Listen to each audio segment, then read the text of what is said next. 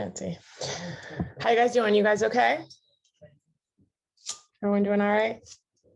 You guys look good. Hopefully everybody's happy, had a decent week. Let's just start today just taking a couple deep breaths together, center ourselves, ground ourselves, get ready to receive whatever message. Just take a deep breath in through your nose and exhale it. One more time, deep breath in and let it go. Good, last one, big breath. And exhale. Good, very nice. Thank you guys for jumping on to chat with me today. Always love seeing your faces in here. I have a dog hair going down my throat. Wow. Sorry, guys. Charlie was all over me this morning, as always. Let's start today. Just let me know if anybody has any questions that they want us to kick it off with before I go into like what I was thinking earlier. Anyone have any questions for me that they want to start with today, even though we usually do questions at the end? I know you guys aren't shy, so I'm sure if you have questions, you'll ask them.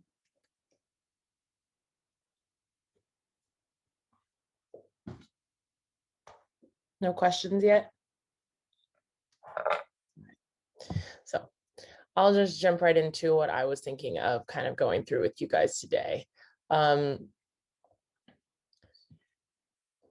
basically, I wanted to call your attention today to the way that you are always manifesting your reality. So this is something that we have discussed in the past kind of briefly, but so often people come to me and a big thing that they want to talk about is the law of attraction.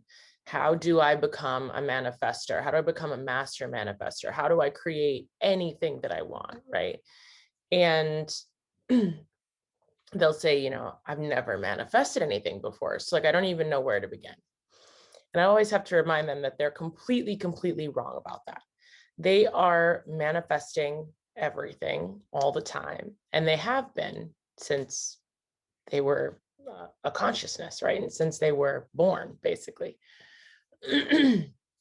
So you are constantly and consistently creating your reality, whether you are doing that consciously in a way that creates an outcome that you hope to receive, right? One that is the life that you want for yourself, or you're doing it in a way that it's working against you and you're creating and manifesting a reality that you maybe don't want or don't desire, or that's more difficult.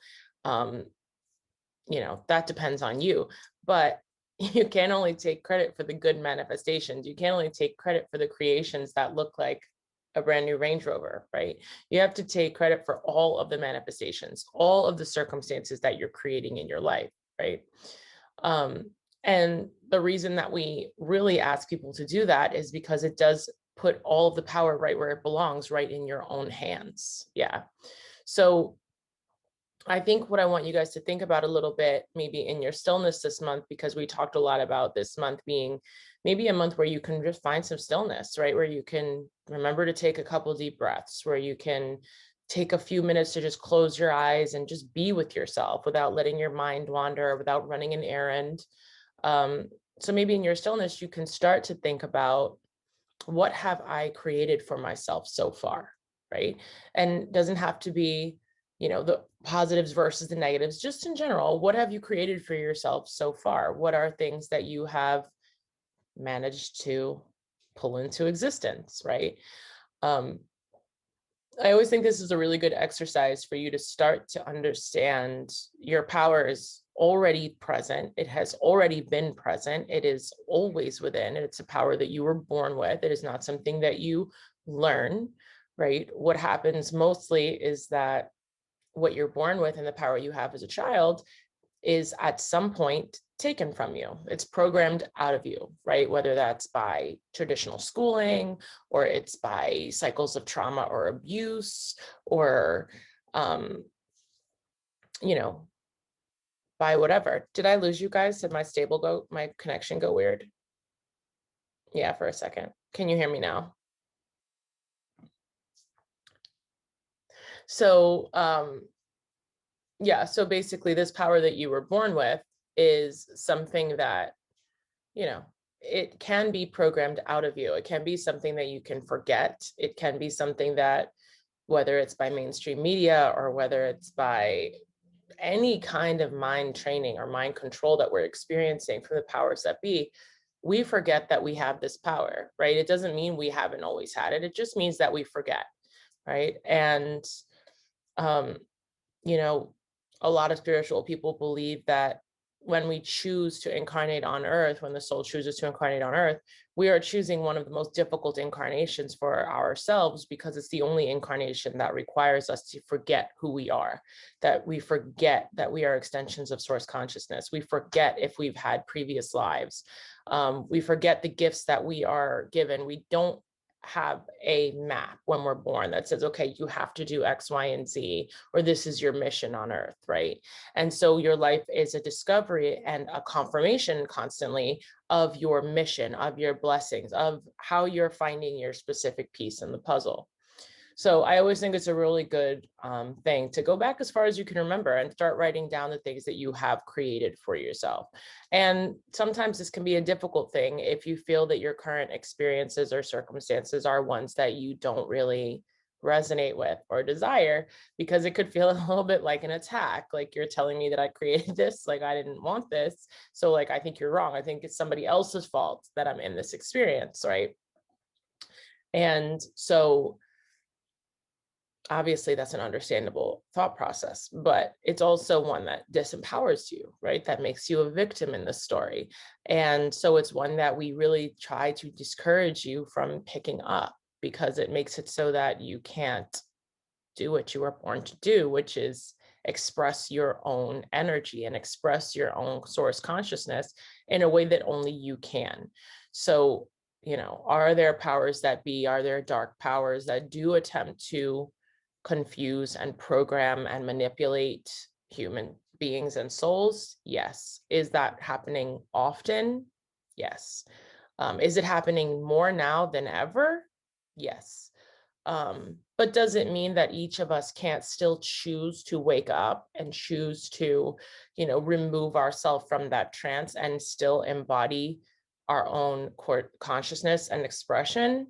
No, it does not, right? We cannot be controlled once we decide we are no longer going to be controlled.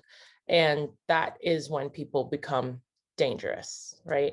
We become dangerous to the paradigm, we become dangerous to the systems, because at the end of the day, all these systems that are corrupted that we dislike so much, they don't function without people to feed the systems, right?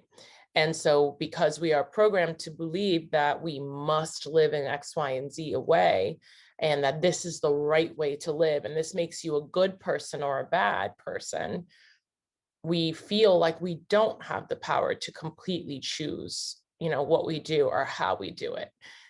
Even now, just to go touch briefly on what's happening without giving too much of where I stand on the issue. One of the big things that we're all looking at is the vaccine, right? And now it's become an issue of, do I get the vaccine or do I not? Does it mean that I'm a selfish person if I don't? Does it mean that I'm controlled by the media if I do? Some people get the vaccine. I ask, hey, what possessed you to do that? And if people don't, I have the same question. Why did you choose against it? Because I'm just interested in humans understanding, right? And so often people's reasoning for why they're doing this thing about their own body and their own system, has to do with everybody except themselves, right? They're getting it because they heard this person said this, or because they're afraid if they don't, this person will feel this way, or because this person wanted them to get it, or because this or that. And I'm just like, but, choices, at least about your own health, should be your own choices about you, right? But what in your heart calls you to do or to not do this or to make this choice, right? And so what I always end up finding is that the most interesting thing is that there's no right or wrong choice, and there's no right or wrong answer to that question or any other. But it's interesting that what I'm seeing so much is that people's responses and people's choices are so very rarely actually connected to self, right? I don't think one person said, In my heart, I just felt like it was the right thing for me. In my heart, I just felt like it was the wrong thing for me. No one answers that way. Everyone has lists and paradigms and people that are, I did it because of X, Y, and Z, or I didn't do it because of X, Y, and Z. And I think that that's so interesting because we've basically stopped believing that because it felt right to me, or because I felt moved to do it, or because I felt called to do it, is no longer a good reason to do things, right? Like, you need better answers than that. Like, well, speak to me in a way that I understand it. And my question always is, well, why do you need to understand the choice that I make any deeper than than that? If you don't understand it, then so be it. My life is not about explaining to you why I made the choices I made, right? And ultimately, I make the choices I make because I'm called to do it, because I feel it, because it makes sense for me, because it was spoken to me to do it. And I trust my guidance, right? So I'm just mostly wanting you guys to remember that we have to start to come home to ourselves, come home to our heart voice, come home to our innate system that is guiding you and has been guiding you since you started this incarnation, right? This system that you have been using to create things since you have incarnated on this planet. So, sometimes, not sometimes, all the time, because it felt right to me is enough of an answer. It doesn't require any more explanation than that, right? Because it felt like what I was called to do is enough of an answer. And sometimes it really is the only answer. And so I think a lot of the time what people realize is when you make a choice, if you speak it as simply as it just felt like the right thing to do, and then you do it, that if they ask you to explain, well, why, and what about this, and what about this, there's a really good chance that in the process of them asking you to explain logically why this is a good or a bad idea, that you're going to kind of lose your footing and start to question yourself, right? And to me, that's one of the major tactics that we see used by the powers that be, used by the media. They make you always wonder, well, am I a bad person for feeling this way? Is this decision making me this person or that person? Like, does this make me this political affiliation or that one? Or is that bad? Is that wrong? What does that mean about me? Right? It makes you constantly have to question the quality of your character or your composition if you have a feeling in your heart that you just trust and that's it, right? And what that ends up becoming is that you don't follow your heart voice and you don't follow your calling. And instead, you kind of become paralyzed with this inability to decide, right? Because in your heart, you feel one way, but your mind is being trained to logically question a divine voice, right? So your mind is a very powerful instrument. It's a beautiful instrument, but it's also using logical codes and learned tactics to question something that cannot be questioned by a logical mind, right? That is not meant to be explained to a logical mind. It's meant to be felt and heard from your heart, right? From where your divine source is, right? Where your connection to God is. So it's kind of a known thing that when you ask someone to explain a heart like feeling, that you it starts to slip out of your hands, right? Like you're trying to hold sand at the beach. The more you try to explain it, the more it kind of gets away from you, which you might have heard if you've ever tried to explain a dream to somebody, right? So what I was saying is that I do believe that it is a well-known tactic that keeps people from basically being able to be active and be using their internal guidance system, which never ever fails, to guide them towards what they are put here on this planet to do. It's a well-known fact that if you ask them to constantly explain it, well, why, in ways that are just logical, right? That we never accept the root explanation, which is the most beautiful, basic explanation, which is the only explanation you really need, because I really feel called to do it, because I really feel connected to it, then basically you just scare people. You scare people out of trusting the heart voice, out of being able to make a decision that maybe doesn't hold up to logic, right? What if this decision doesn't make sense, right? It logically doesn't make sense because, you know, when I made this decision to kind of live nomadically and kind of go wherever I was called to live, people were like, oh, that's cool. But like, does it work out financially? Like, can you explain the finances of it? And what if 1 month doesn't make as much money as the next month? And I was like, take it up with them. Like, ask God for the accounting. Like, I didn't get the message from an accountant. I got the message from him. So like, take it up with them. Like, I don't know the way that the money is going to work out because that's not a factor. You know, time, money, any kind of external constructs. These are not things that source is worried about. That's not a thing to them. Money is infinite. Time is infinite. Space is infinite.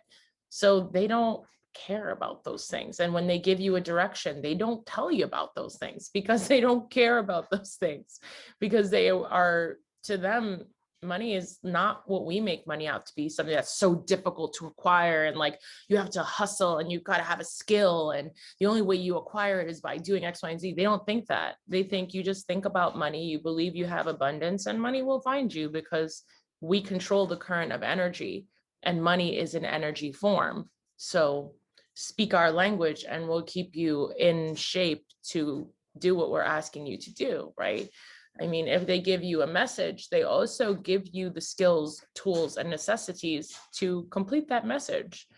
But a lot of it takes faith and takes trust because it doesn't always look logical from the outset, right? These are divine messages. They are not meant to be cycled through 3D constructs or fear paradigms. And so when you try to do that to these messages, you contaminate them and you also will confuse yourself against pursuing them. Does that make sense to you?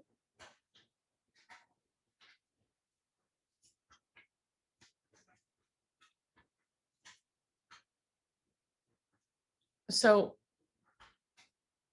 I want you to just start to think about ways you can tune back into your heart voice, which is why I've suggested that we focus on stillness this month. Because there is a stillness required in order to access your heart voice. It's similar to what I was saying to you guys earlier. A couple of times I've already told you that early morning when you first wake up is a really great time to access your heart voice, to access your true mind, I guess I would call it. It's often the time where you are given messages or downloads, or you hear a voice, or you hear a message. And it's because you are the most clear. You have not yet picked up all of your crap that you're going to carry around with you for the day, all of your worries, your anxiety, your to-do lists, right? You're kind of just coming back to this plane of reality, almost like waking up from a hypnosis. You know, where do you think you go when you sleep? Right? There's something is happening, some kind of travel is happening. So waking up is really a coming back to this body, coming back to this plane. And so you have a good bit of time there where you have not yet picked up things you don't need. And so you have clarity. And hi, Gabby. And so it's the best time really to tune into your heart voice. Your heart voice often speaks to you in the morning. She speaks very calmly. She speaks very succinctly. She's not like a big talker. She's not trying to convince you. She's just telling you a fact, right? Giving you a calling. And so that's something I clarified for somebody yesterday too. You know, they'll be like, well, how do I know what's a calling? And I'm like, I think what has happened is that we have confused, because a calling sounds like such a big term. We've started to think that in order for something to be a calling, it must mean that it's some epic piece of instruction, right? Like you're being called to save the planet, right? And yes, that can be a calling, I guess. But honestly, most of us only need one, right? You have one major purpose on this planet, one major calling. And you probably already have had access to that calling. Sometime in your childhood, you became attracted to something, or you started to really love something. And that's probably tied into your calling. You probably got that message pretty early on. And so now most of the messages you get are callings. They're still messages from divine, but often they're smaller things. They're things that are just trying to prepare you, trying to help you to locate the key that would open the door to the calling that you have on your heart, that you already know is something to do with where you're being led, right?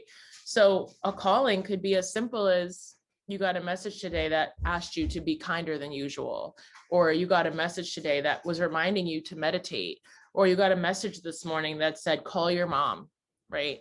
These are callings. So the message, the dream that led me here to my parents' house was a calling. It was a calling to come home, to be here in this space.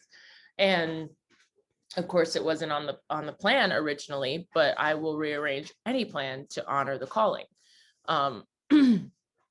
But you hear it most clearly either for me while I'm asleep. I have a lot of, like you guys know, I have a lot of clairvoyant dreams and claircognizant dreams, but I also have them in the mornings the most. I have them throughout the day now, but the morning is the most powerful time where like I'll wake up and I have a message, right? Just kind of like an answering machine. You know, you wake up and the light's blinking, so you got to play the message and pay attention. So I would say the morning is your most powerful time to really tune in and hear that heart voice. But it does require stillness. It requires that you still your mind, you still your logical mind from rolling and giving you information and ideas and answers all the time. There must be some silence here so that you can access here. So ways that you can find stillness obviously just involve breathing, taking a few moments to yourself, you know, closing your eyes for a moment and disconnecting from external. There's constantly, you're being bombarded all the time with external stimuli. It's literally nonstop. Especially in today's day and age, between the computers and the phone, and you know, every single thing in your peripheral vision right now is being calculated by your brain all the time, taking it in. Okay, well, this is here and that's here, and that means that we're here in space. And your body is doing this subconsciously, but it is still happening, right? It is still information entering the system and being processed all the time. So the more you can, you know, bring yourself to silence and eliminate some of these sounds, right? Having noise canceling headphones, closing your eyes and eliminating light or visual cues, you know, focusing in on simple things like your breath, you know, coming into any form of meditation will really help you to still everything and access your heart voice, where you have pretty much every answer you'll ever need. It's all there for you already, right? Anything you're wondering about, any question you have, you already have the answer to it. It's just now about accessing. And the key, the big key, is trusting the answer. Because I tell you, by the time people have a chat with me, I'll channel this answer for them and I'll tell them, hey, this is what they're saying. And like, they're telling me you need to do this or you need to do that, right? I did a healing in Florida and I was telling her like, oh, you know, I don't know anything about you, so please don't take offense, but I have to translate what they say to me, right?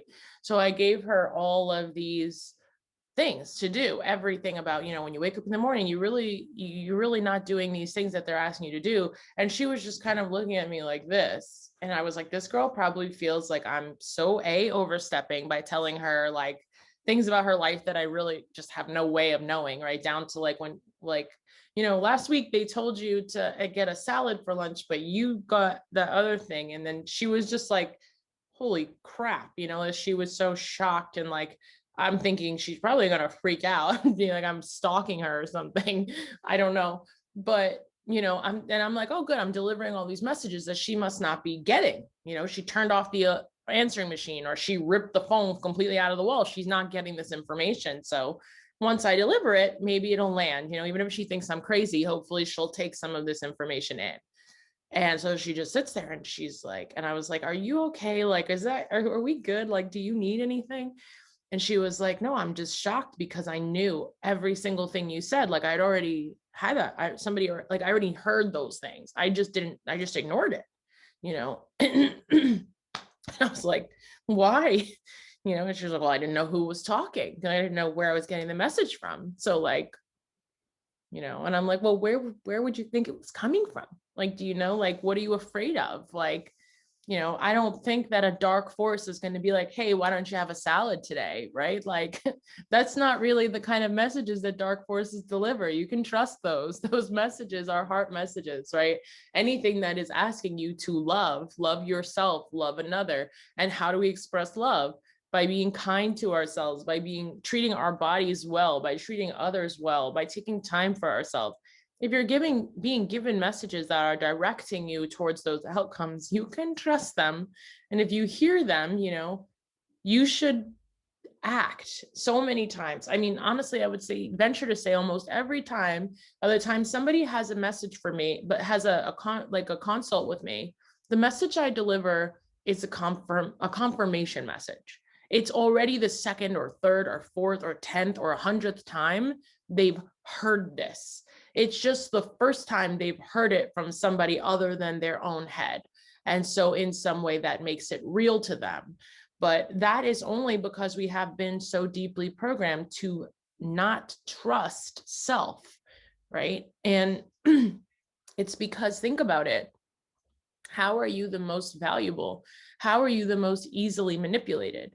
If you don't trust yourself, you have to trust somebody. Somebody has to tell you what to do and what to wear and how to act and what you should weigh. And, you know, they should tell you how to feel about your sexuality, about your race. Like, somebody has to tell you, because you don't have that information. So we have to learn it, right? We have to be told what to do. So then what? Then the powers that be that have established control can access you and tell you what you think. This is right and this is wrong, and this is what is and this is what's not. And so you become a very easy cog in the system, right? You could become somebody that's very easily manipulated and trained, and you know, you become part of a consumerist culture that, if you really got down to the heart of it, you don't care about. You were not put here to wear a certain outfit or do any of those things. Like, you just weren't, you know? And so I think a lot of it is understanding that the powers that be and the people that unfortunately do control our flow of information, they know that when we trust ourselves and when we're just doing our own thing, we're pretty useless. We're pretty useless to their paradigms. We don't buy their stuff. We don't watch their stuff. We don't care. We aren't manipulated easily. We don't do what they tell us to do. We just do what feels right. We tune into ourselves and we go along with our own calling. And since that makes us useless, they try to get in there really early and make you question everything. Well, maybe I don't know what to do, right? People will be saying, like, I don't know what's right for me. I don't know what's best for me. And I'm like, who do you think knows what's best for you? You do know what's best for you. And you always have. And you're the only person that knows what's best for you. The rest of us, even if I'm open as a channel, I know I can deliver a message for you, but it's the same message you're getting. I'm not delivering information you don't already have. I'm not delivering information that I can access.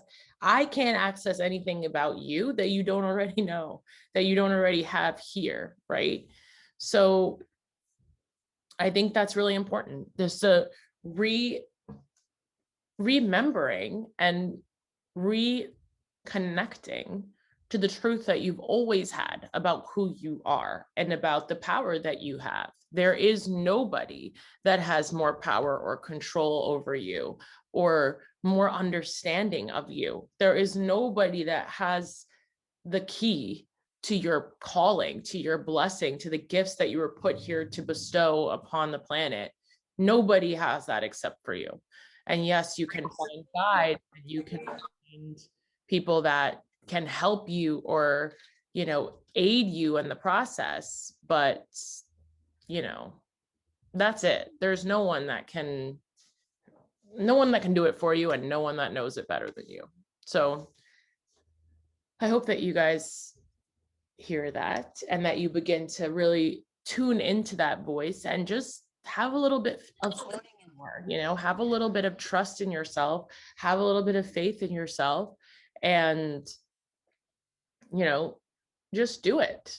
In the words of Nike, like, just do it. Like, just do what you're told to do, even if it seems like a small thing, right? if I ask you right now, how many things in the last, just look at the last month, have you gotten a little like brain ding, right? Ding, like a little message from the universe. Hey, you should be stretching. Hey, drink more water.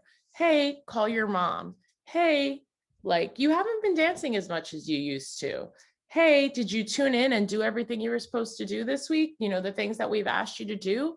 Like they check in over and over again in very simple messages. How many of those pieces of information did you get? And they also do give you the pause message. Sometimes they ask you to pause. Like, we're telling you not right now, trust the redirect. Stop trying to force things and trying to take control of a system that you don't need to control, that we are guiding you towards the path of least resistance, right? So if you really go back and you write down for yourself, man, how many little things went off in my brain to do? And I don't mean to do like, you know, busy work. I mean, like that you really out of nowhere got a ding that was like, oh crap, I guess that is true. And all of my worrying about X, Y, and Z, it's been a year since I practiced yoga and I haven't been doing that, right? So for example, this month I went back to hot yoga and I'm going every single day to do yoga.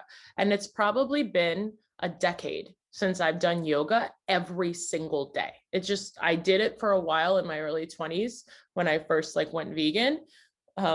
But after I like finished my membership at this place, I just kind of did yoga whenever I felt like doing it. I didn't do it every single day. But for the past like year or so, I've been hearing more and more like, you know, I'm most of the way through a yoga certification to be a teacher that I just haven't finished yet. And I've been being called back to doing yoga. Go back, you know, do it, make it part of your life. And I just haven't done it, right? For a lot of different reasons. But this month I was like, no more ignoring this message. I don't know what this message is for. I don't know what it's going to lead me to, but that's not the point, right? The point is that when I try to figure out, well, what is it going to lead me to? And, you know, what is the reason that I'm being given this message? I'm doing exactly that, right? I'm trying to feed a divine message through a logical system that wants a confirmation of the outcome. Well, if I'm going to do this and if I'm going to put in this time and if I'm going to spend $140 for a yoga membership, like for what? Like, what's the payout? Like somebody give me something tangible that I can say it's going to lead somewhere, right? And that again is just reconfirming a system and a construct that doesn't work, right? The reason that I want to do yoga is because I love to do it and because I feel good when I do it. And when I'm leaving the yoga studio, I feel recharged and calm and my body feels stronger and my heart just calls me to do it. That's it. I don't know if it'll make me money or if it's going to do anything, you know, bright and shiny like people would like to believe every single moment of your time has to be leading to a result or an outcome that wows the crowd, right? But really what you're doing when you're cultivating a life that works for you is cultivating small pieces of a life and an experience that eventually all work together to help you express and embody who you are, who your soul is, what your consciousness is. So often the pieces on their own don't look so impressive or don't make a lot of sense, but it's the way that they will ultimately come together to create this being, this existence, this experience that is what matters and that is what makes sense. Does that make sense to you? Does anybody have a question for me yet? Anything that you want to say now? I love when you guys talk to me, so you know. You can unmute yourself and talk if you want to say something. Hi, Hi, who's talking? Katie. Hi, Katie.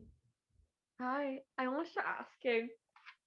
So, like, I know you mentioned like thinking logically, like for long term, like breathing and all that. But in the moment, how do you think stop yourself from thinking too logically, especially like if the decision is so like new and different, so you can really instead of like going for like I don't know, like other people's what they think and really just trusting your own answer, and instead of like going.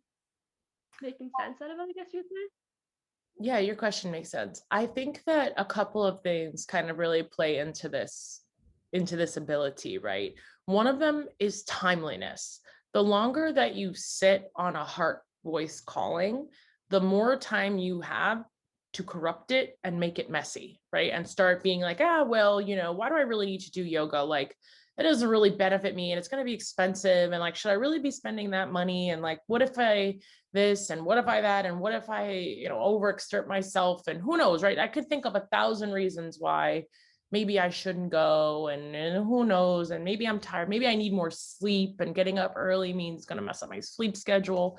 I could corrupt this heart voice calling that genuinely brings me joy and is something I genuinely want to do with all kinds of crap. And the longer that I hold the idea, the longer I have to do it. So basically, Heart Voice is patient. She's delivered the message to me about yoga probably once every 3 or 4 weeks for the last 6 months. She just pops up and she's like, yoga, and then I'm like, okay, and maybe I'll do like a little 15-minute yoga video that day. But I know what she's saying. She's saying, please develop and please please spend more time on this. Please pay attention to this message, right? And so this time when I was here in North Carolina and I got the little ding, the heart message came through, I was like, you know what? I went online, I picked up hot yoga, I picked up the first studio and I bought $140 like unlimited yoga pass without seeing the studio, without reading about the studio, just on a complete intuitive, in the moment, timely thing. I wasn't going to go and try it out and see if I feel like committing. And I was just going. I just made the commitment. I spent the money. It is done. There is no more questioning it.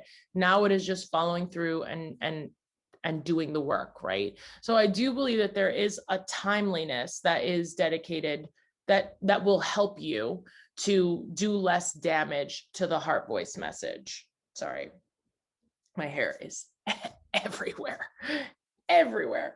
So because that's one way, right? So the other thing I think that is really key in not trying to over logic the message is just constantly reminding yourself that you have faith in the system. So this is where mantras really come in handy. So you can have a mantra that is just as simple as when you feel your logical brain turn on and start to deconstruct a heart voice message, that this mantra stops that from happening, right? The mantra just says like, I trust my heart voice. That's it. Like you can stop talking now, right? Just like if you were having an argument with an external person, if you had a definitive decision, then there's no point in you continuing to argue me or trying to talk me out of it because like I'm going, like this is what the message, right?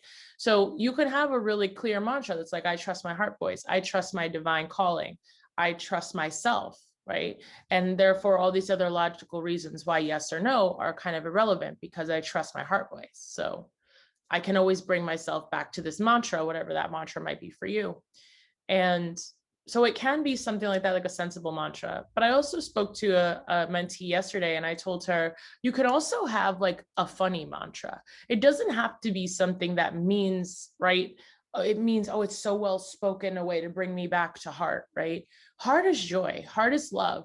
So like I told her she could make her mantra, I'm a green hippopotamus. Like it could be anything. Like, it could just be a funny phrase that reminds you to like stop being so practical and logical and just stop the process, right? The mantra really just needs to stop your brain from going on the logic train, the one that deconstructs everything and asks for answers and numbers and practicality for every single choice. And the fact is, pretty much everything that you do, there will be an element of faith to it, which is why there's the saying, we make plans and God laughs, because no matter how many numbers you put in the column and no matter how much logical sense it makes, it still isn't likely going to go the way your conscious mind perceived it going. It's likely going to go in a whole nother direction with a whole different set of experiences or circumstances. And so even if you've convinced yourself that it's planned, there's an element of uncertainty and faith that is necessary in every single step that we take. So to me, if we know that already, then why are we spending the energy to create tables and explanations and logic that aren't really going to hold water, right? And why don't they hold water? Because when you are doing that, you are essentially trying to make decisions from a current state of being and a current state of circumstance, a current set of circumstances about a future state of being and a future set of circumstances. And that is an impossible experience, because when you get to that future state, you will be a different being than you are now. And you will be experiencing a different reality than you are now, because everything is always shifting and changing. So you cannot look into the future and make a set decision about what that will look or feel like or be like, because you can't anticipate who you will be or what this will be when you get there, right? The only reason we try to do that is because we don't like the feeling of not having control and not being able to predict, right? We like the feeling of security and safety. And we have connected the feeling of predictability to security and safety. So if it is familiar and predictable, that must mean it's safe and secure, right? It's the house we know, it's the people we know, it's the job we know that makes it secure in some way, right?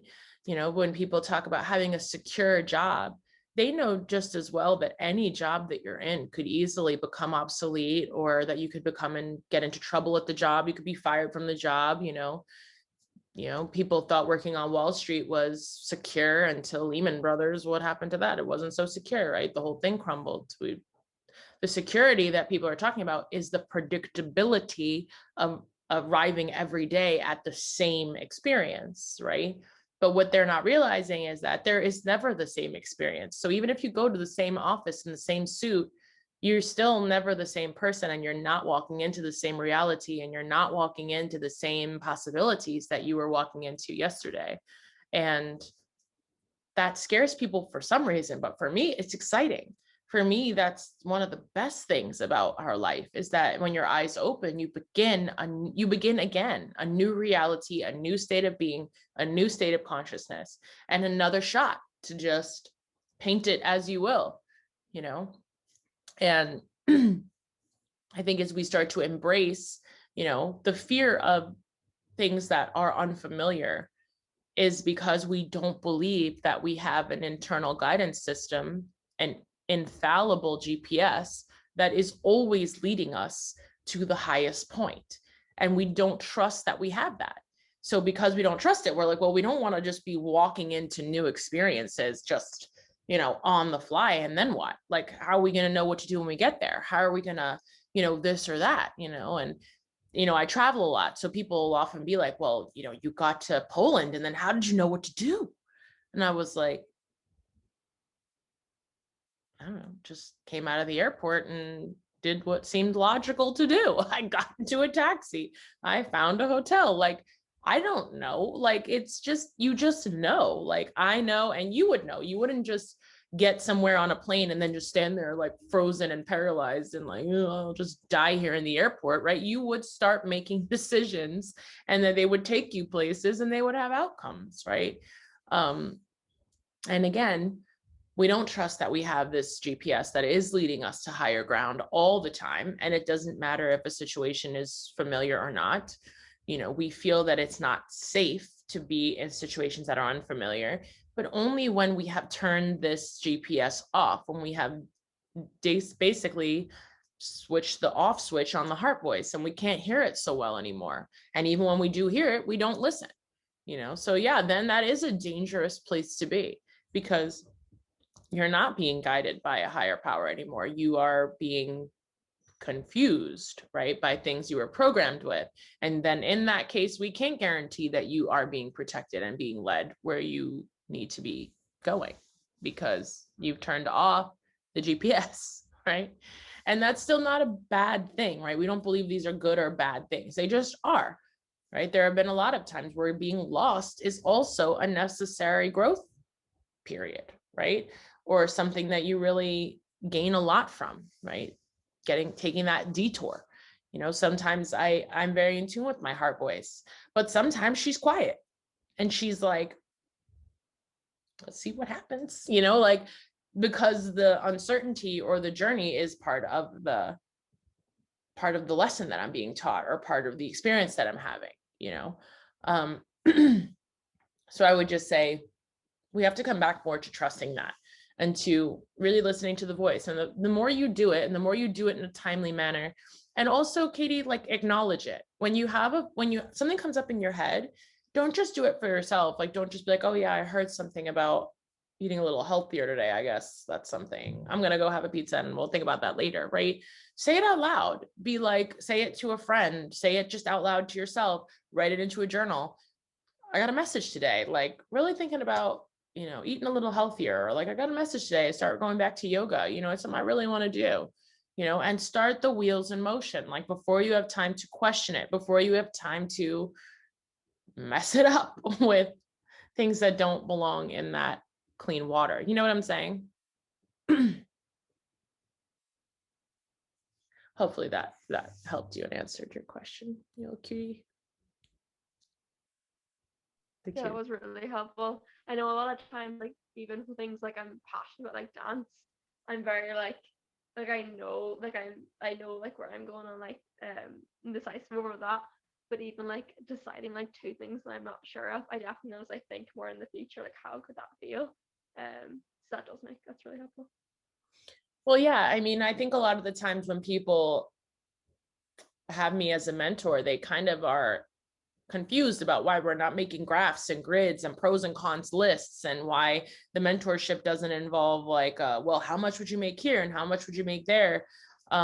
Because I don't really think any of that is relevant. Like, I really just don't. I feel like those things are just distractions and logical frames that we put over divine messages. Like, your calling is divine. If you step into who you are, if you embody who you are here, an expression of source consciousness, an expression of God, if you embody that, you cannot fail. You cannot have anything not work for you. Like, it will work. You will be protected. You will be safe. You will be abundant.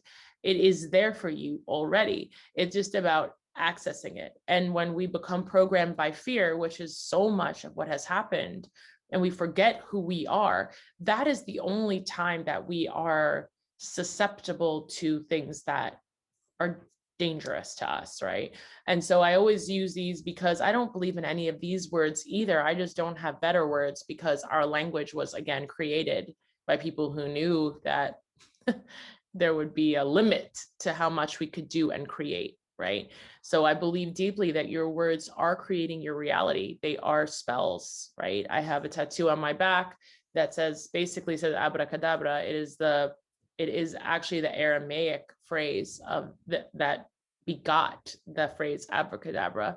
But what that means and why it seals magic spells is because it means I create as I speak, or as I speak it, so it will be, right? It is basically saying that if you put it out with your mouth, you create it in reality. And I deeply believe that that's true. And I believe it so much, I got it tattooed on my back to remind me that it's true. That you have to be impeccable with your words, and not only with your words, but with your thoughts, right? Your words and thoughts are vibrational energy. They are light energy. They are sound energy. Sound vibrations are energetic currency, and they are communicating with the world around you all the time, right? We are in an energetic matrix. I am energy, you are energy, the space between us is energy, this computer is energy, and I'm communicating with that energy all the time with my thoughts and with my words.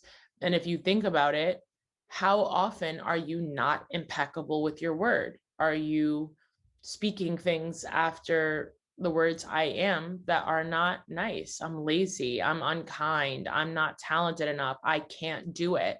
All of those things are spells on your life. They are things that are making your reality as such, which is why I've said from the beginning of your life, you have been manifesting your current reality. And so you don't really need to be taught to manifest, because you are automatically a manifester. That is what we do.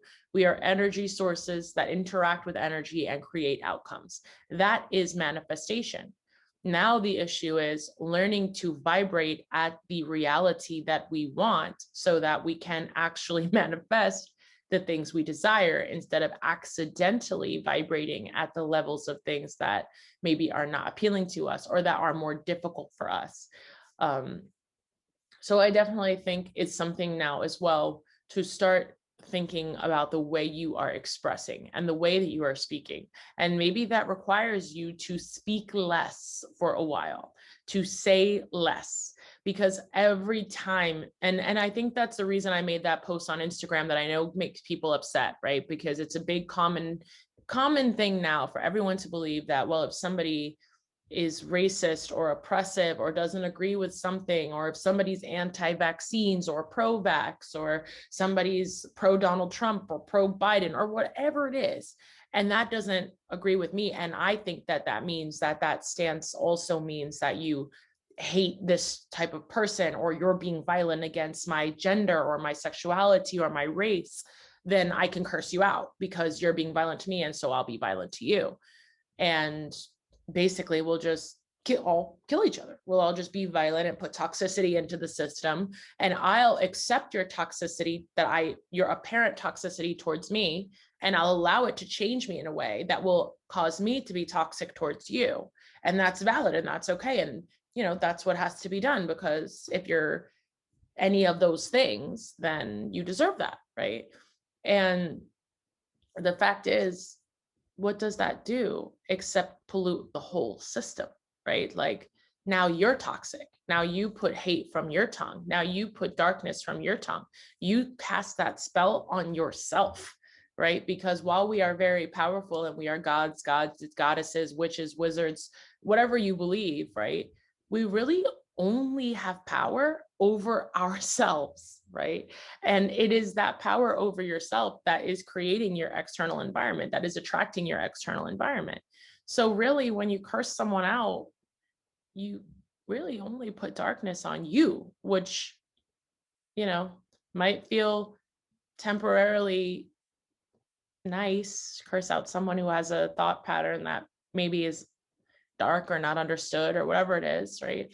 But it's actually not serving anything. It's just going to drain you. It's just going to make you not useful in the struggle, right? The way that we would move past these constructs and past these fear-based experiences, right? Racism, sexism, these are fear-based experiences. These are not incarnations of love. These are incarnations of fear.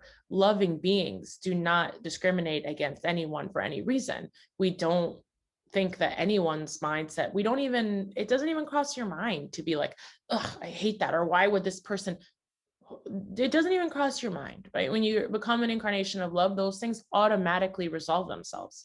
So that has to be the answer, right? For you to deliver a message and for you to stand for something, you have to be that of yourself.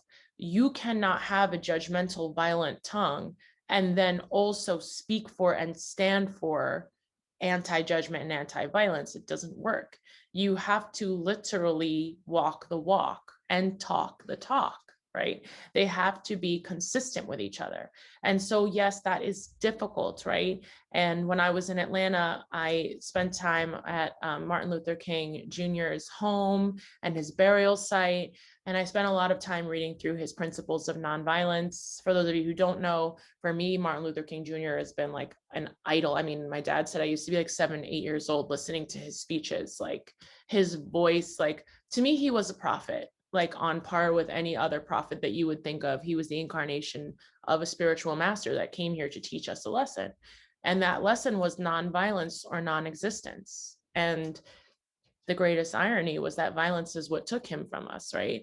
And so it really is that non-violence or non-existence. We don't have another choice. Like the violence against each other and the violence against ourselves, they will not beget any outcome other than more violence. And that is frustrating. And we have definitely led ourselves very deep into a hole in a circle that seems very difficult to overcome. But it starts with us. It starts with us in experiences where we can choose nonviolence, right? Some people don't have that choice right now because they're already very deep in war paradigms and other types of thinking, or just in what is a battle for survival for them at this point. But if you have the privilege of choosing nonviolence, you must choose it, right? Nonviolence against yourself and against another. And that really begins in the thoughts in your mind and the words that come out of your mouth. And that doesn't mean you can't ever have a dark thought, right? I've come across many people in my journey where I'm like, my mind, the immediate registration is that person's an asshole. Like, my God, like the hell, right? Like that's the immediate register.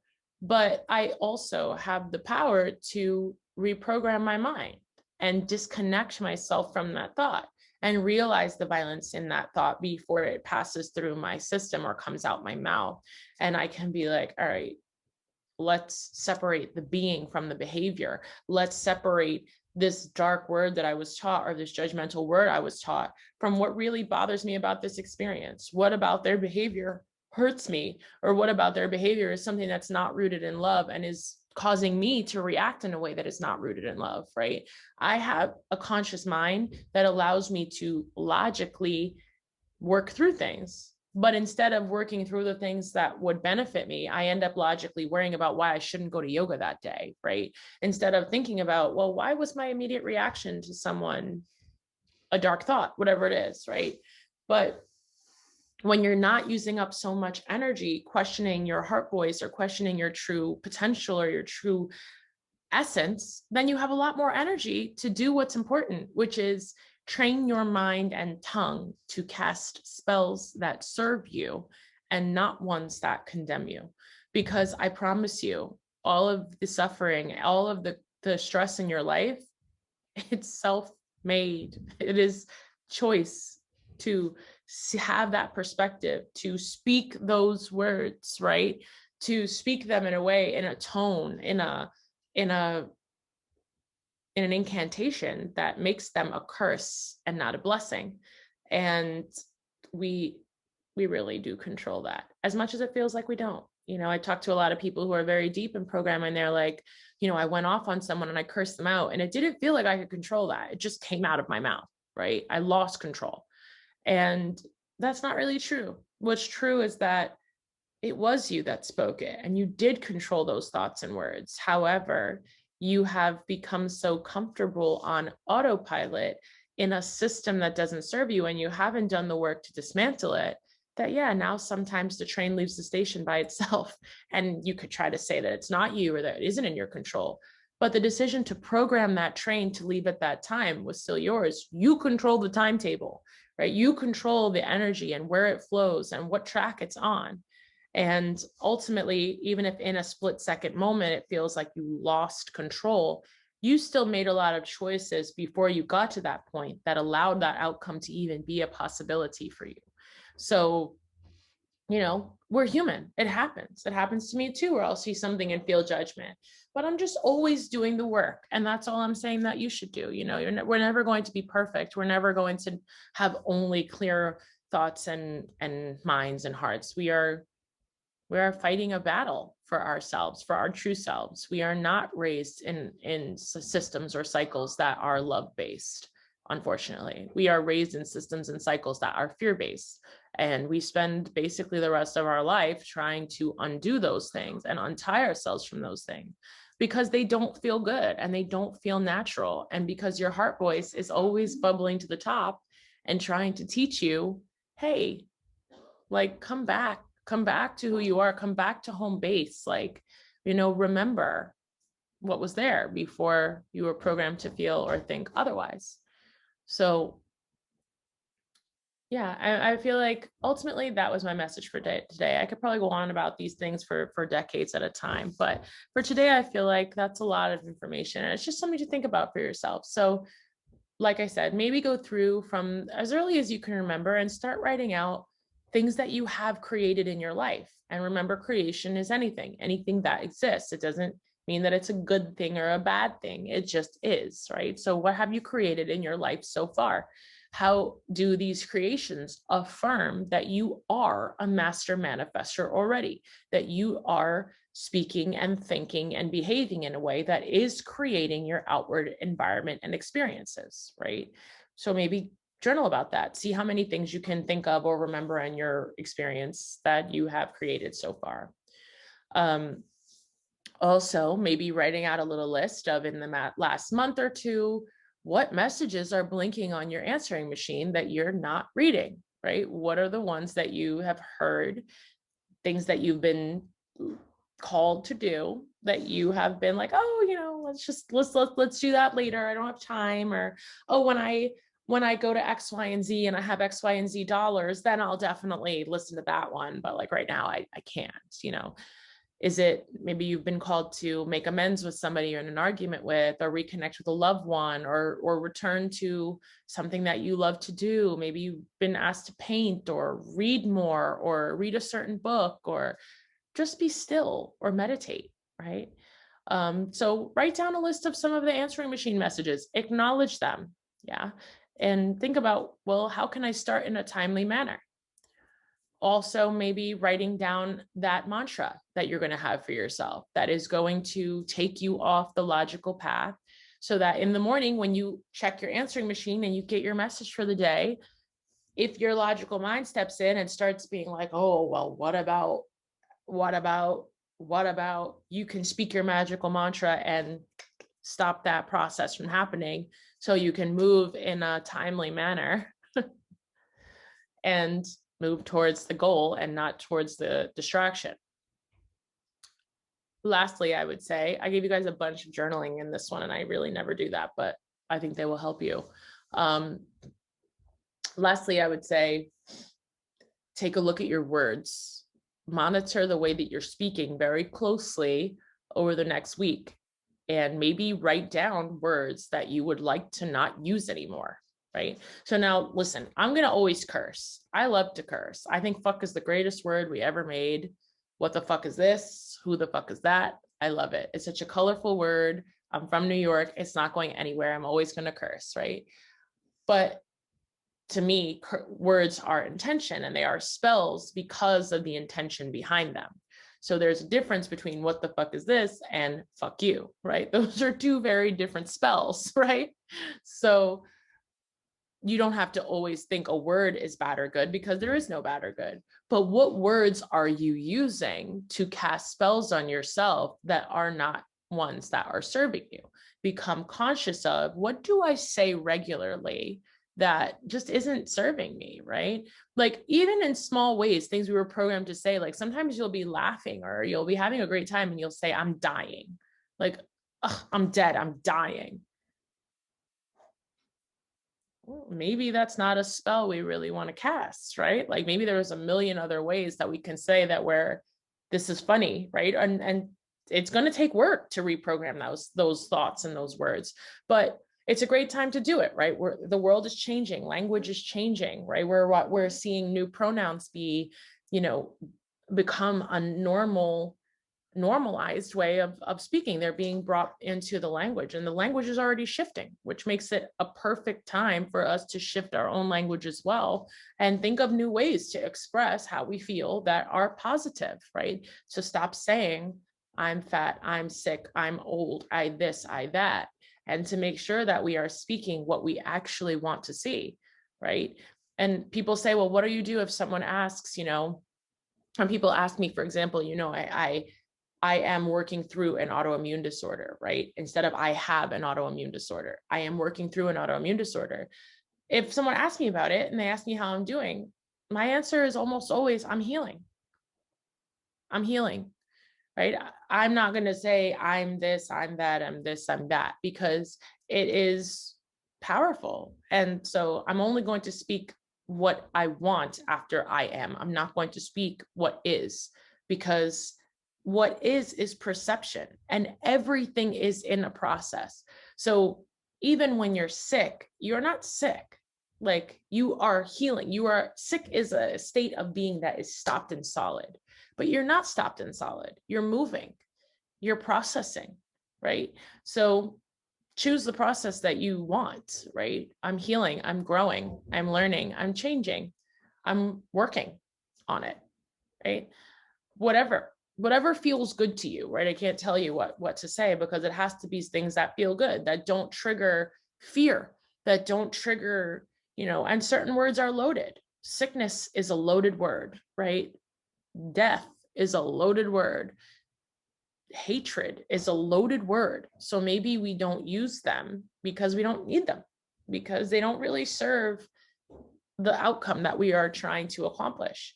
So, maybe think about that as you go through the week.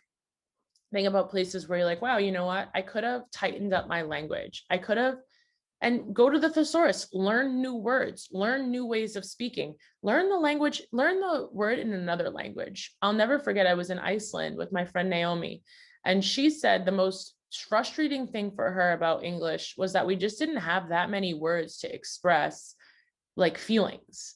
Like in Icelandic, they have, for like happiness, there's like 15-20 words to explain like different states of joy and happiness, but we have like 2 or 3, and that's it. Like, there's no other word for it, right? Or no other commonly used word. So start learning new words, start learning new ways to speak. Maybe look into another language and start saying that and making it something that people around you know what you mean when you speak it, right? Like, even for example, me and Danny, like, we have our own language. Kendra, Jenna, they know the language. We make funny words out of things. Like we always put like this little at the end of it, like we'll put a syllable at the end of it. Like Danny won't say she's going to take a nap. She'll say she's going to take a napiju. Like, that's not a word, but like, I know what it means, and I know what she's saying. And like, I know that it's her playful way of like going to take a nap, right? We say it about Charlie. She's taking a napiju, right, Charlie? She's having a day right now. Charlie is having a day. You good, mama? You mopey? I'm actually not seen her so mopey in like such a long time. I don't know what her mood is. We'll have to talk after. But yeah, so find other ways to speak, find colorful ways to speak that bring up new intentions for you if the words that you have been choosing have become loaded. Yesterday I also spoke to a mentee that really loves acting and wants to be an actress, but has put so much fear and so much darkness over acting because she's kind of contaminated it with so much logic, that I suggested she find another word, because now speaking the word about becoming an actress is igniting past programs that are tied to that word. Choose another word. Choose a word you don't use so much. Choose a word like entertainer. Choose a word like mover, right? If dance is something that you've layered crap on, stop saying it so much until we can undo it, right? Put it down. Maybe say, today I'm going to move. Today I'm going to express. Today I'm going to whatever. Use any other word that works for you, right? Today I'm going to bust a move. Words you don't usually say, that people don't say, but that could be funny to you and be lighter to you and speak more possibility, so that you don't condemn yourself to realities that don't serve you. Does that make sense? Right, Gabby? Look at little Gabby. She is having her whole experience. We are working on healing Gabby, actually. I'm doing healings on her every day. So she's very attached to me right now. Right, Gab? Are we healing, baby? Yeah. You look so pretty. Your belly.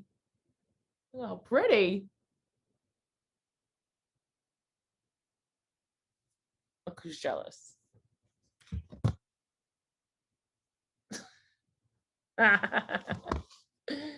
No, you're beautiful too, mommy. Everybody's so pretty.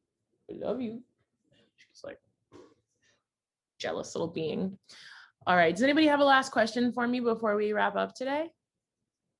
Anything you want I to talk actually about? do have a question, but you Yeah, probably already answered this. no worries. So I wrote it down because I was like, this is a good question that I want to ask. So my question is, how do you balance like with this perspective of like tuning into your heart with playing different roles, whether that's in business or academia or things like that, like being busy and making quick decisions, things like that with balancing your heart too? Because I struggle with that a lot. Can you give me a more like a more specific example of how you struggle with it, so I can answer you in a way that's like most effective for you? Sure. Sure. I guess in specific, there's times when I've wanted to maybe put out something or post something, and that was maybe stepping forward towards my purpose. But then there's other times when it's like logically, like in my head, I'm like, well, that's not gonna help me maybe with the financial decision, or it's just not gonna look right with the standards in society. That's probably more of a example Wow. that came to I think mind. I think that's a pretty common experience that a lot of people are having, right? It's so much of us having a feeling of something that we feel called to do, but then having an immediate, well, like, who do I think I am? And like, what is that really going to accomplish? And, does that really fit into the paradigm that I'm agreeing to, basically? And, like I said, I do believe that experience of having a calling and then questioning the calling is learned behavior. It is that we have been taught to question ourselves. And while I do believe you should question everything, I think that the one thing that supersedes that understanding is questioning God or questioning source. That is the one thing that we really can't question, because we won't understand the answer, even if we get it. Often we don't understand the answer, even if we get it, right? A lot of times you are receiving answers and you are receiving confirmations, but we don't understand them because we are not there. We are not cultivating our divinity enough to be able to speak that language, right? The language of the divine is not the same language that we use. It is alignment. It is small messages, sometimes communicated by a stranger. It's number patterns. It's what we call synchronicity. It's being at a place and being like, huh, right? Or scrolling your feed and seeing someone dance to an old song, the same song you were thinking of doing, or a song that you heard on the radio. And you're like, man, that's twice in 1 week I've heard a song that probably hasn't played since the 70s, right? Oh, a coincidence? No, synchronicity, right? Confirmation. You're being communicated with, and you can always choose to write that off or not. But the more that we tune in and the more we honor the call, the more we are cultivating our own divinity and our own expression of source energy, right? So whether you believe it's God or universe or a master computer that's controlling the system, whatever you believe, we have a link to it. And we are of it. Like, we are that, right? We are a soul in a human avatar. We are not a person. We are a soul in a human avatar having an experience, right? But at the core of it, our soul is light. It is sound. It is energetic vibration that is an expression of source consciousness, of divinity. So the more you tune into it and you become that, the easier you can hear the communication and the confirmation and the answers. And you actually are getting logical answers, and you're getting that nudge more than you realize, that they're saying, it's okay, just do it. I know you don't get it. I know you don't understand, but just do it, right? Because you have perspective from here, but we have perspective from here. So we can see not only what you think, but the way everything around you is moving. And we need it to go the way we need it to go. So we're asking you to take this step and to fill in this piece of the puzzle that only you can fill in, because we can see the way that will impact the whole, right?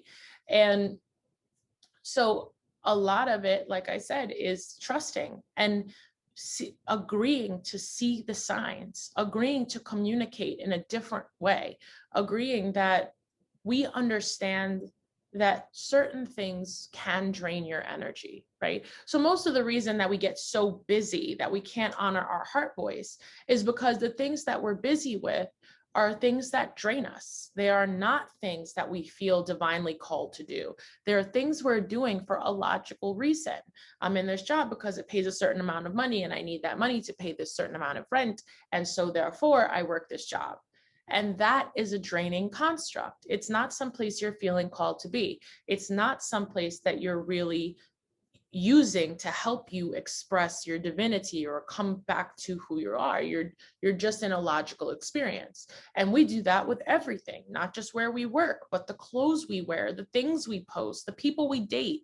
It's all logical, you know. More often than not, that's what we're doing. Well, will my parents like them? And what about their job? And, you know, they're not as tall as I like. I hope that my kid won't be short. You know, we've got all kinds of crazy things going on in your head. And none of them are connected to the truth of who you are and what you're looking for. And so when we do things like that, they do drain us. And they drain us in a way that we don't have energy to do other things. And so we're like, oh, well, making a video now, I'm exhausted. I spent the whole day jumping through hoops, going to a workout I didn't really like because I want to look a certain way, and going to a job I'm not really fulfilled by because it looks nice on a resume or whatever. And we get so drained that when we do have the time, we don't have the energy.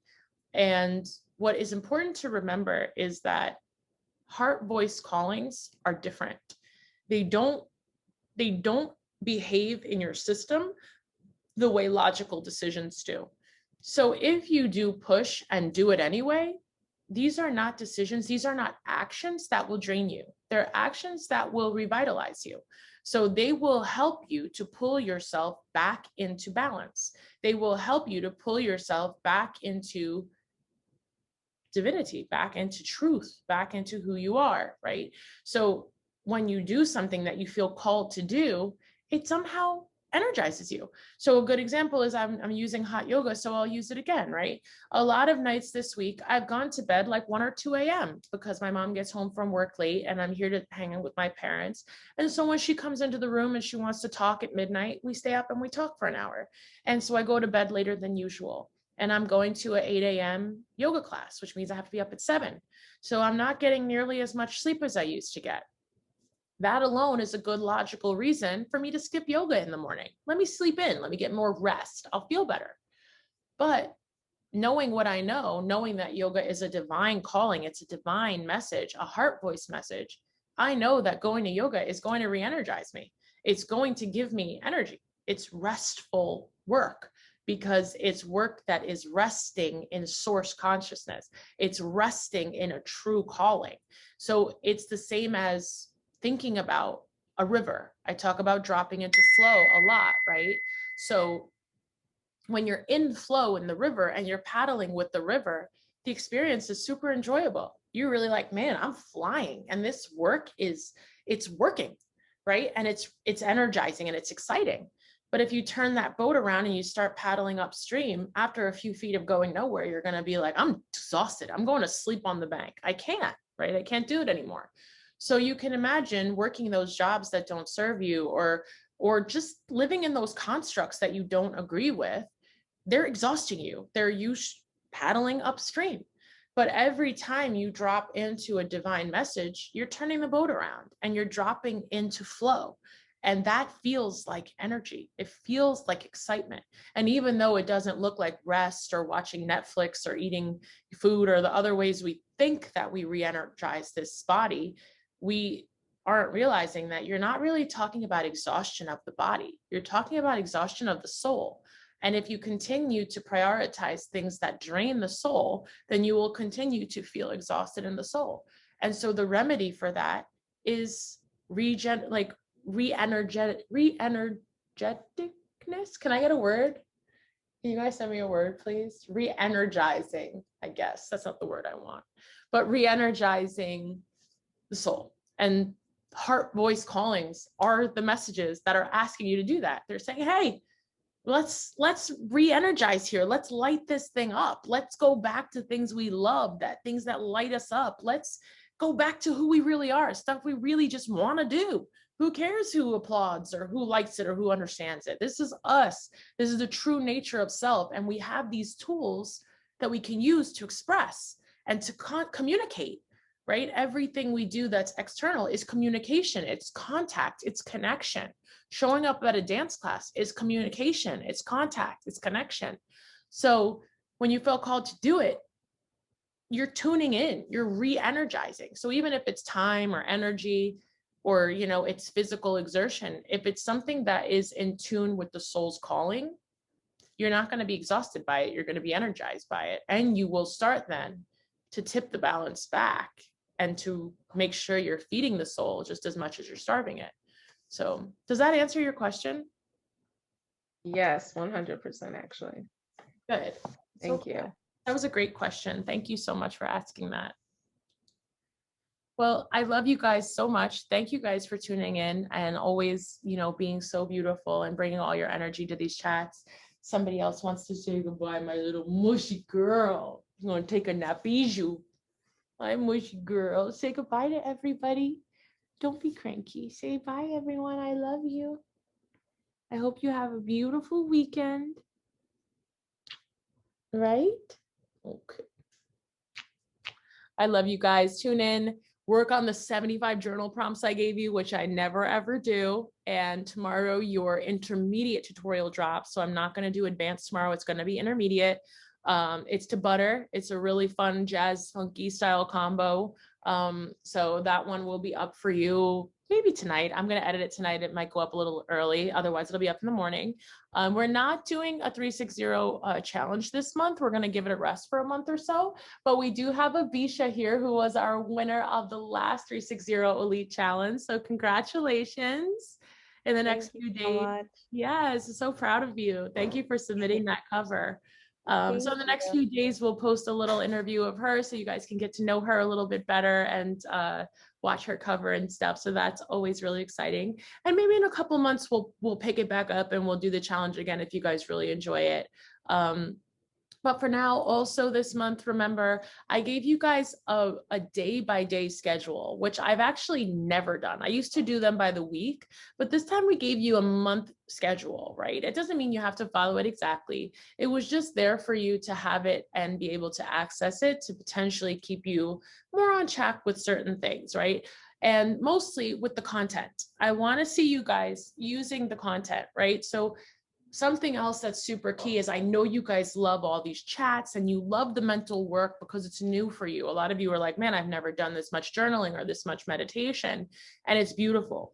But there's a reason that the program also incorporates physical activity, yoga, dance, because we need physical expression. We need to move this energy in physical ways as well, because we are a soul, but we are inside a physical avatar. So using your body to sweat, to purge old energy, to move stuck energy is critical to the healing experience. So if you just sit around and think all day, but you don't ever move stuck energy out of your body in some way, then, you know, you're only getting half the work. So those tutorials, they're there for you for a reason. I want you to use them. Yeah, those workouts, they go up for a reason. They're working in a system. This is a program, right? So it's for you to, I hate that word. It's not a program. This is an experience, but it's working in pieces, right? It's working in ways for you to use each of them so that they work together. That's a great question, Bella. So you guys know I'm moving this to danaalexa.com. When I do, the program will consolidate to just one tier that is a main access tier. It will remain the Ascension, and the Connection tier will also always be accessible to you, where you can purchase the mentorship if you want one-to-one coaching while you're using the experience. But the Ascension will be cheaper. It will be less than it costs now, because again, like I said, I feel like ultimately when I created this program, it was meant to be accessed as a whole, regardless of what level dancer you are or think you are, regardless of any of it. If you can experience all of it, all the videos, all the writings, all the guest teachers, all the workouts, everything, then you're really going to start to see everything come together, because things work like that. They work in in concert with each other. It's not just one or the other. We are mental, we are physical. There is duality to everything. And a lot of these conversations and teachings kind of build on each other. So if you've missed a lot of the previous things, you might have more trouble understanding it. So to me, you'll get the most out of this experience and you'll be able to develop the most yourself if you're able to access everything. So I'll make it more affordable so that more people can be there, and I'll just give everyone access to the whole program, because honestly, I don't care about money. I care about development, and I think you need access to all of it. But that being said, I can give you access to everything. I could literally hand you the key, but if you don't take it and you don't put it in the lock and turn the lock, then the door stays closed, right? So I'm giving you tools that I know are working because they're working for me and they're working for other people that are deeply involved in the program, but they won't work unless you take them, unless you use them. So again, there's tons of reasons why you shouldn't, but there's a way more important reason why you should. So yeah, hopefully to answer your question of when, time is a construct. I live in a matrix. They don't tell me anything.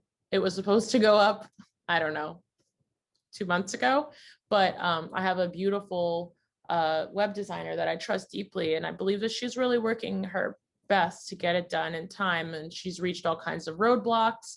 And so as someone who is trusting, I believe that in its time, it will come. So hopefully sooner than later. Am I making new merch? Not currently, but I could, maybe I will. It hasn't been on the radar, but it could be something that I dive into soon. So I'll keep it in mind. All right. I love you guys so much. Thank you. Thank you. Thank you. See you guys soon.